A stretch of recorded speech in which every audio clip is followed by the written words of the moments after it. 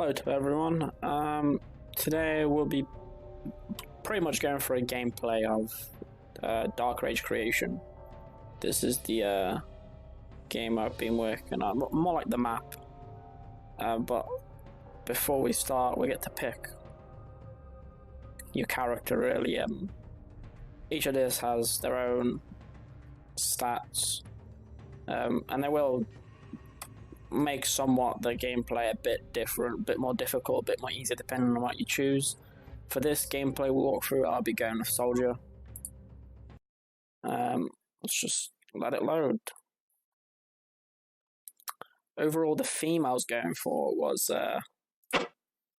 sci-fi, like horror. I wouldn't say horror, but more of a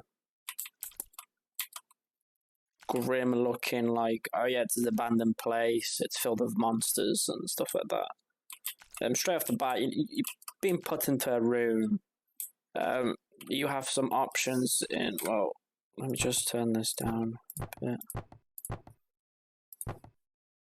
There we go. This room is not really like, oh, you're being put into the fire straight up. It's more like you're in the game, have a look around. There's a weapon, maybe if you find it, pick it up. If you want to, shoot, you have some enemies here, but it's not like they'll attack you unless you walk into the green stuff. There we go. Now, here is where the fun begins. Oh, that is loud. Let me just turn that down.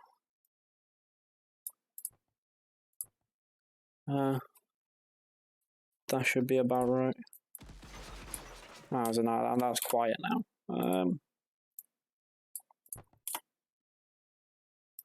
Apply, resume. There we go, that's a bit better. Oh, there we go, he steers around at me. There we go. Gameplay wise, I was trying to go for a somewhat, I would say, Dark Souls difficulty. The reason is because I don't know, I thought it'd be well fitting to this type of theme I was trying to go for. Originally, before I redone the lighting, it was much darker, much more grim, but I found that in some areas it was very difficult to see what you were doing. And it wasn't very good for their gameplay, so I decided to redo the lighting to much more of a sunset type lighting, and I feel like it works. Now here is where the actual fighting begins.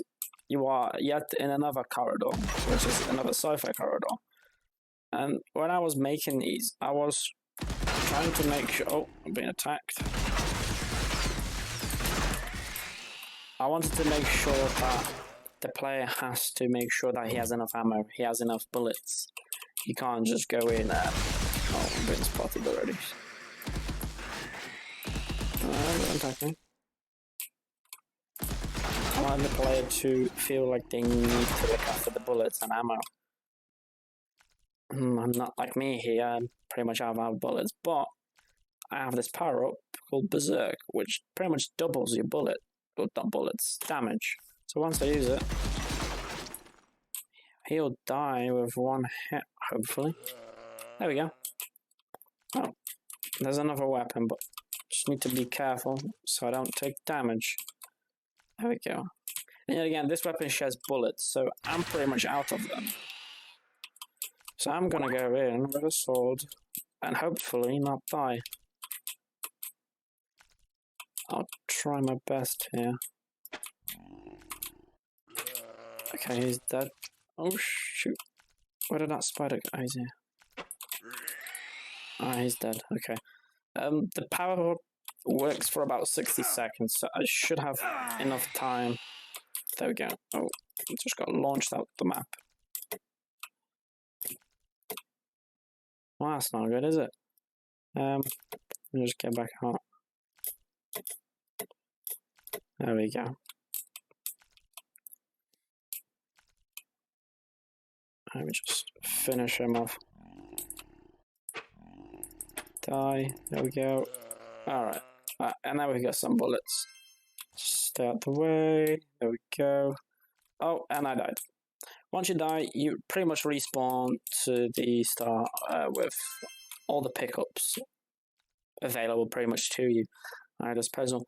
The map requires you to pick up keys. I found that throughout the testing I've done, multiple people struggled to find the keys, so I moved the keys somewhat more easier, like locations for people to find.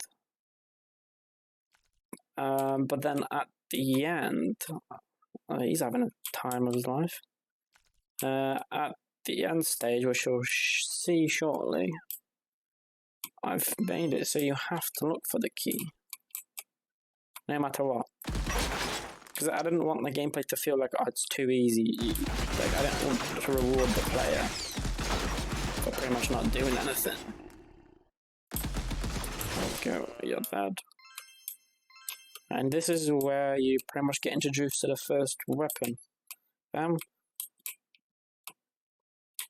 Texture-wise, I don't know why these aren't loading really. They're fine in the actual engine, but when you play the game, they don't load for some reason. Alright, let's just carry on going. So, this is like the first open area. Like, once you leave that, the sci-fi corridor, you're pretty much in the caves, like in the cave system, and you have to work your way through. So basically, this is the first boss fight, and they are... No, there we go. This boss fight currently has about 2000 HP, which is not that much compared to the other bosses, but it's still up there. There we go. Since I've used a berserk, I can just go in and just one-shot these. At least I think. There we go. That's one. That's two. Most weapon stats have been reworked. Damage-wise, before I redone them, there was no berserk damage on pretty much any other weapons apart from the swords. So I've added berserk damage to... Do you mind? I've added berserk damage to all weapons. So now all weapons deal damage, berserk damage, once activated by the berserk power-up. Meaning that the power-up lasts 60 seconds and it doubles your damage for the duration of that time. Let's see, enemies, they had the stats buffed, most of them. There have been some tweaks to movement speed for some enemies, such as the spiders. The spiders are faster than before. And I've wanted to make sure that they are present throughout most of the level. Like, I wanted to make them the main focus of this game.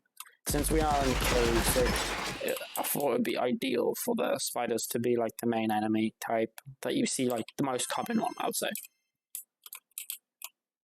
There we go. Going through these. There are some secrets in this game that I will not be showing in this video, since they are secrets. And they are for the player to find. I've tried my best to keep them as simple and as easy as you can. Here's the first boss, Grunt. Oh, he's seen me, he doesn't like me. Okay, he's dead. And then here's the second boss. Lol, are you? Oh, he's seen me. Oh, and he's dead. There we go. Right, so this was one of the biggest, I would say, caves. It took some time to get the feel and like the size of it right, but I reckon I've done an okay job. Like the scale of it and the map, it's just feels right, especially with the lighting. Just makes the map look gorgeous. The key, yeah, the key. See, because this area is so big, it's kind of somewhat difficult. Once when I was testing a game, by the way, the testing results will be posted at the same time or before the trailer and the gameplay comes out. Unless it'll come out after the results. I'm not sure yet, but I have the results. I just have to put them in a nice order fashion. I'll just get this in here. But throughout the gameplay, I noticed that people struggle to find these keys. They blend in with the environment so well, and that's pretty much it. That's the gameplay. Yeah. So thank you very much for watching. Hope you enjoyed. Goodbye.